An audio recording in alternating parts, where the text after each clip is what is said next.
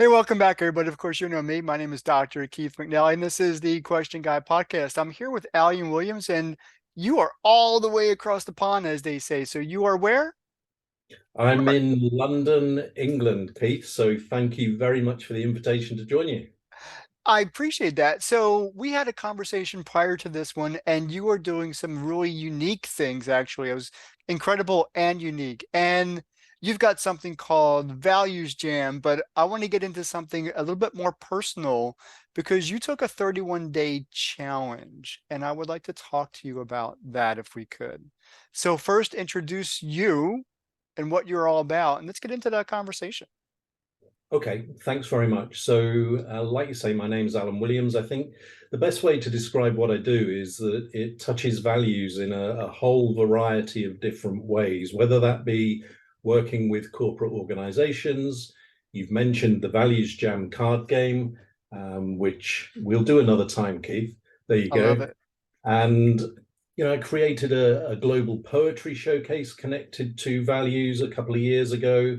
And I think what we're going to talk about today is an approach called My 31 Practices, which is all about how do you lead a values aligned life. Mm, I love that. And I think we need more of that. So without further ado, answer your own question. How do we lead a values aligned life?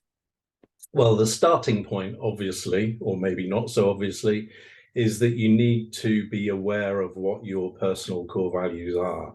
So, a lot of people go through life actually not knowing what's important to them and not acknowledging and recognizing that. And that's risky, right? Because I think of it as being like a boat on the ocean without a rudder.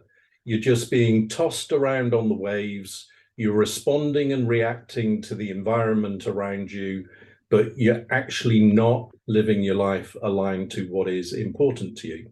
But there is another way, right? So if you choose to, you can gain clarity around what is important to you, define your values, but then that's not good enough, because if you're just aware of those, it doesn't necessarily mean that you're going to be able to do anything about it.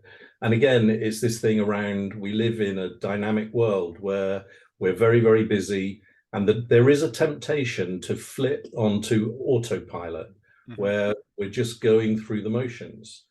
My 31 Practices helps you to do something quite different to that, and that is to take your values once you've understood what they are, and then translate them into a set of concrete, tangible behaviors that you then choose to consciously practice every single day. And by definition, over time, what happens is that the behaviors become embedded and you are living your values. So it's quite a simple concept, really. So for me, I, sometimes I get tripped up on how to identify a value, like something core, because we grow up in a family, and mom and dad may or may not have values, or if they do, they may not be modeling them. We grow up in a culture, so our immediate, society, the city or whatever, has a certain expectation. Maybe religious, or maybe I grew up Italian, even though my McNally is an Irish name. My mom's a Diriense, and so with that, there was a lot of Italian heritage culture, that I brought up in. But as an adult, I've quite literally separated myself from all of that and really identify myself with, or try to identify myself with, who I am and what's important to me. So how do we, or when does that really begin? How do we begin to identify what our values are? Yeah, it's a great question, because, like you say, we're influenced by all that is around us from the very day that we're born. Hmm. And the way that I recommend people start to understand what is important to them or their values is a number of different ways. There are online surveys, for instance, that you can complete that give you an indication of what is important to you. I never recommend that you kind of take that as read, but they're really good guidance. Then you can do something as simple as go online. There are loads of values lists, right? So start with a list of 300 words and then scratch out the ones that you don't relate to and keep distilling it down and down until you're left with the words that you most relate to. And then I think perhaps the most interesting way to do this is to consider your own lived experience and ask yourself the question, when was a time when I just felt fantastic, when things were going really, really well? And the likelihood is that at least one of your core values was probably in play at that time for you to be feeling so good. And then there's the other side of the coin as well. So what makes you angry, frustrated, upset, miserable? Hmm. Because the likelihood is that one of your core values is being trampled on. So those two ways are really good ways to identify what's important to you as well. So let's talk to you about those 31 days. So what was that journey all about? And so what prompted that 31-day challenge or 31-day journey for you to develop really strong behavioral habits around your values? So, well, it started with when I created the 31 practices approach. And the backstory here is that I used to work in the hospitality sector, and I was the managing director of a Marriott flagged property here in the UK, a five-star country club property. And they had this approach called the daily basics, which was basically a service-oriented technique whereby every single associate, they don't call them employees or staff in Marriott, it's associates, every single associate in every single Marriott around the world, and there were 3,000 of them at that time, practiced the daily basic every day. So, for instance, one of them was when you're within 10 feet of a guest, acknowledge them. So, very simple, practical, observable things.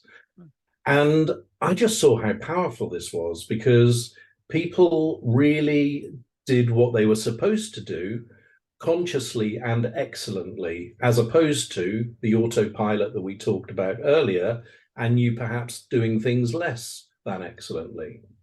So when I started to develop an interest in values and the gap between the words on a wall in an organization and the behavior displayed by employees, I just thought, this conscious daily practice thing, that's what I'll do. So that was the inspiration. And I just quickly worked out that we needed 31 of these things because there's no more than 31 days in a month, right? So you're always on sequence, the first of the month, the second, and if there's only 30 days, then you skip to number one for the first of the month. So I used that in organizations and it was highly successful and still use it today. But then I was sitting in my office one day thinking, do you know what? It's a busy world for us as individuals. So we could actually use exactly the same approach of understanding our values and then translating them into these observable behaviors. And that's what I now do with other people to help them lead a values-aligned life. So what about you? What are your most important values that as a result of this that you found out something new about you? Yeah, something. Well, something new. I don't think it's ever felt like an epiphany. It's felt more like a closer understanding Okay. over a period of time, so a gradual evolution. Um, but for instance, creation is one of my core values, and I use that one because I don't know of anybody else actually that has said, creation is one of my core values. And by the word creation, I mean collaborating with other people to create value where there wasn't before. So I really enjoy that. So it's a little bit about I'm not so good at working on my own. I prefer to work with other people. And it's a bit about I wasn't from a very privileged background, so I'm not used to having like loads of resources around to enable you to do stuff. So I think I really enjoy this creating something from very little or nothing. Um, so there's an example of something that's really important to me.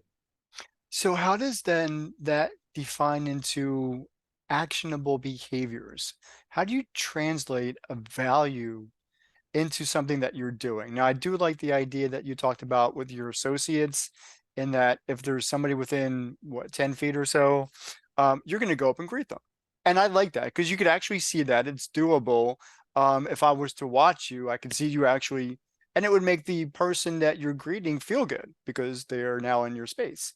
How does that, so talk to me, how does that translate into behavior? Yeah, so it's a great question because when you're creating your set of My 31 practices, I encourage people to keep asking themselves this question: what does that look like?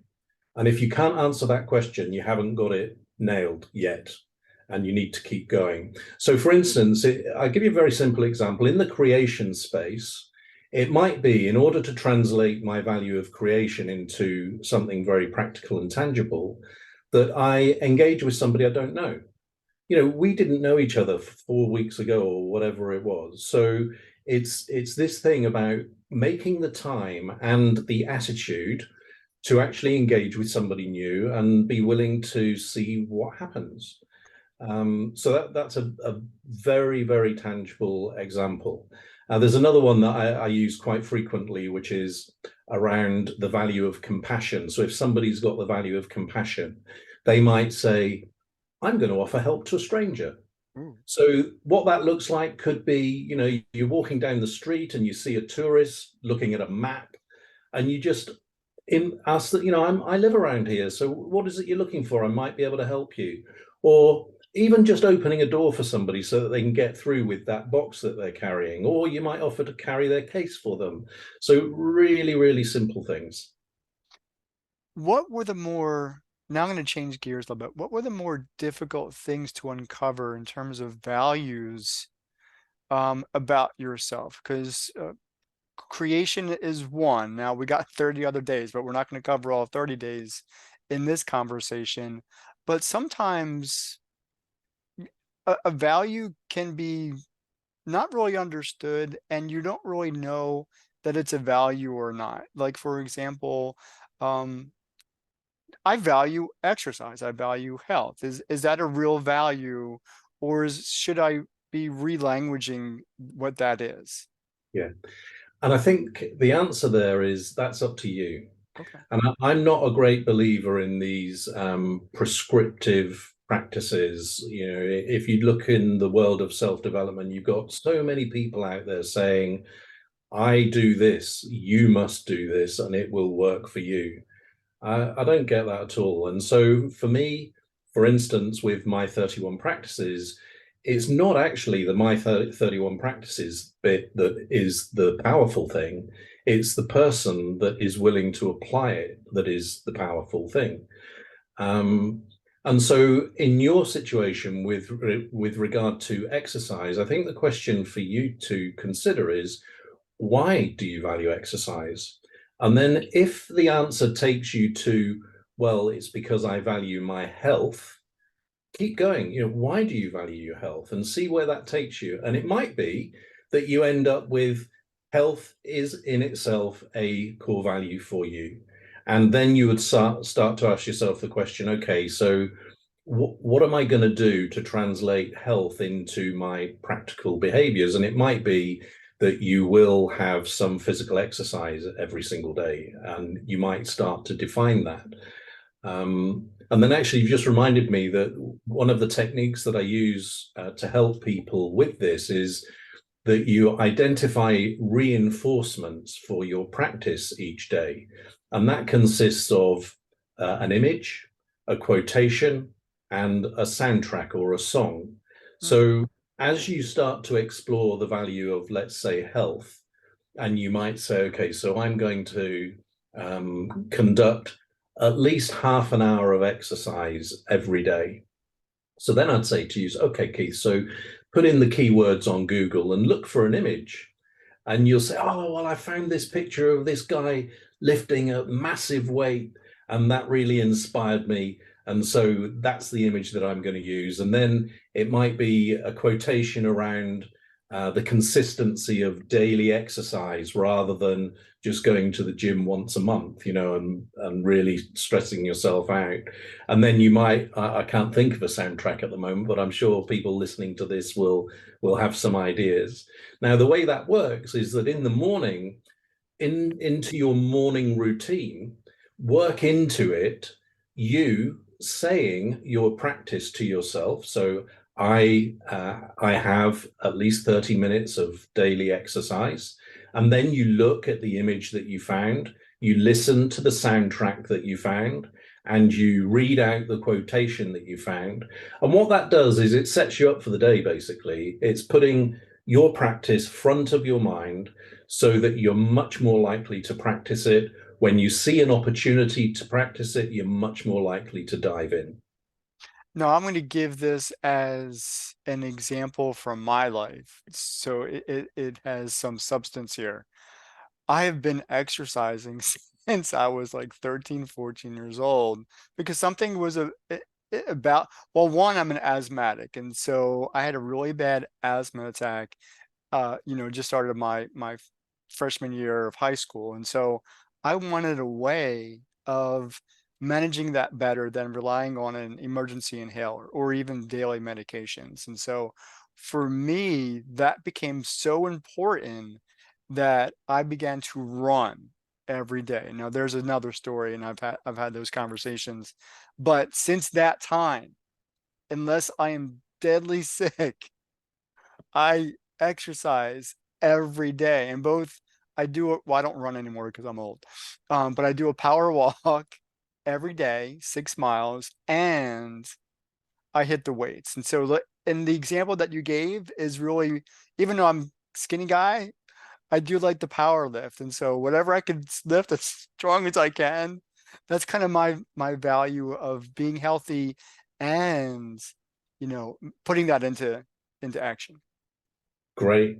How long does it take you to walk 6 miles? It's the 2 hour, it's my morning 2 hour ritual every morning Wow. Okay. because I'm slow too. So I appreciate that. So there are ways, there are really basic, time-proven strategies to take a value and make it work for you. With the limited time that we have left, because I do want to have other conversations with you, and I do want to get into the Value Jams card at some point. We have to have that conversation. But for the audience, for the people watching, listening today, give them a strategy real quick on how to translate a value into an action.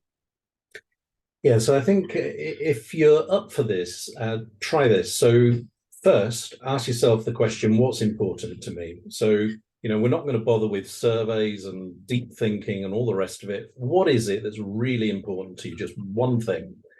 Then ask yourself, what does that look like in practice? And come up with a statement of action that you can know whether you've done or not. And then I invite you either today or tomorrow, consciously practice that, just that one thing, either today or tomorrow. And at the end of the day, ask yourself the question, what impact did that have on you and people around you? And I bet you when you do that, you'll be curious to do this more thoroughly because you'll notice that there is a significant positive difference. My last question to you then is, where can we find you? I know I found you on LinkedIn, but where are you in the world? Where are you on the web? I want to put that information in the description.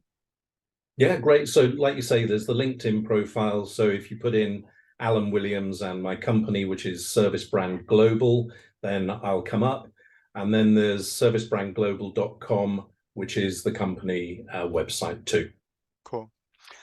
Alan, thank you for joining me in conversation today. And for those who are watching, listening, thank you for joining us as well. Have a great day, and we'll see you next time. Take care. Cheers, Keith. See you next time.